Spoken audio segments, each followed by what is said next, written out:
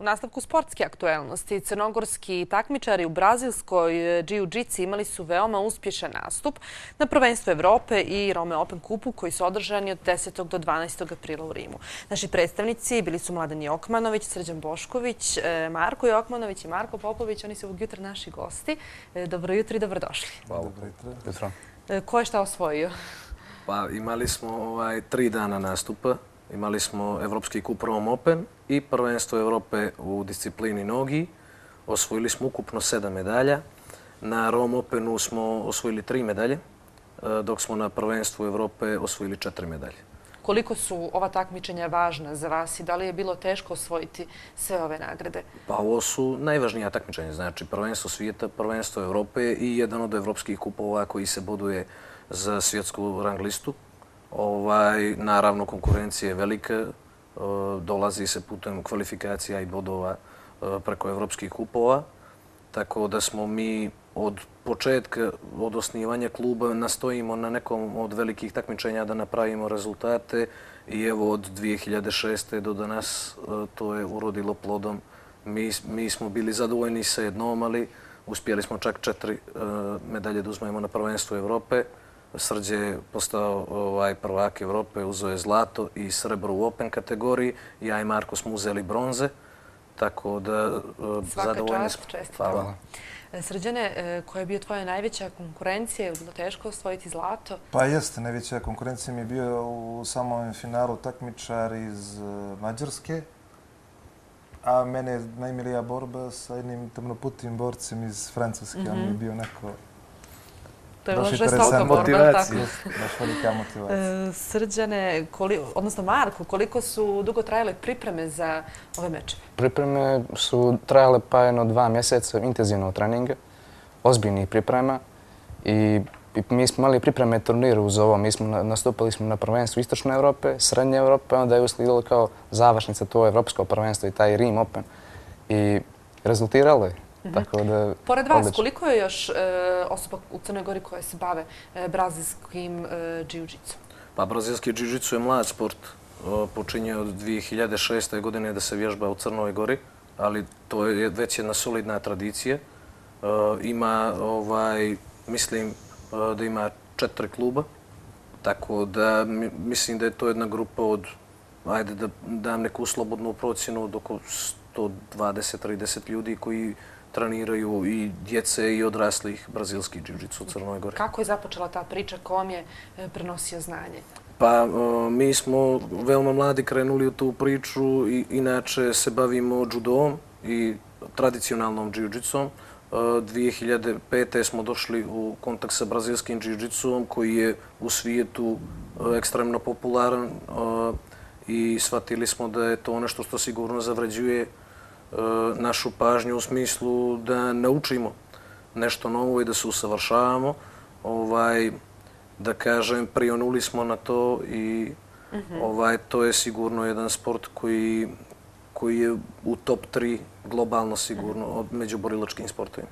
Upravo i vidimo kako to sve izgleda. Ovo je snimak sa jednog od vaših takmičenja. O čemu se radi? Da, ovo je upravo meč iz Rima. Ovo je prvenstvo Evrope, ovo je poluga na nozi, meč Srđana Boškovića. Ovo je također drugi meč, mislim da je, Markov meč. Ovo je disciplina nogi, znači prvenstvo Evrope je bez kimona disciplina. Izvinite, nastavite. Koja je ekstremno cijenjena.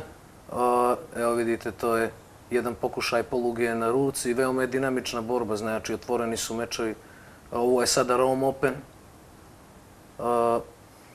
Koja su to pravila? Ovo je finalni meč Srđana protiv protivnika iz Mađarske. Moj meč protiv jednog od najboljih boraca Izraelca, koji je drugi na svetskoj rang listi. Ovo je polufinale prvenstva Evrope. Znači, suština brazilskog jiu-jitsu je natjerati protivnika na predaju. Znači, ne nanijeti neku štetu, mi nemamo udarce u brazilskom jiu-jitsu, već poluge, gušenja i bacanja. Znači, savladati protivnika tehnikom. Ovo je polufinale Open kategorije Srđanov meč, ovo je tehnika sweep, da bi se došlo do dominantne pozicije i mislim da će sada da uslijedi jedno gušenje. Ovo je Open, znači kategorija. Pobjednici svih kategorija se kasnije sreću u toj prestižnoj Open kategoriji da se vidi otprilike ko je tu najbolji borac. Šta vam je najteže tokom takmičenja, Srđane? Najteže? Finansije. Ne, bez šale, znači sve finansiramo sami, tako da je to jedna od najtežih stavki koje imamo. Trening dođe kao pjesma i pripreme naspram toga.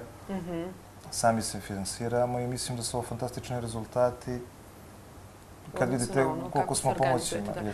Pa da li ste imali kakav kontakt sa nadležnim institucijama? Da li ste im se obraćali za neki vid finansijske podrške?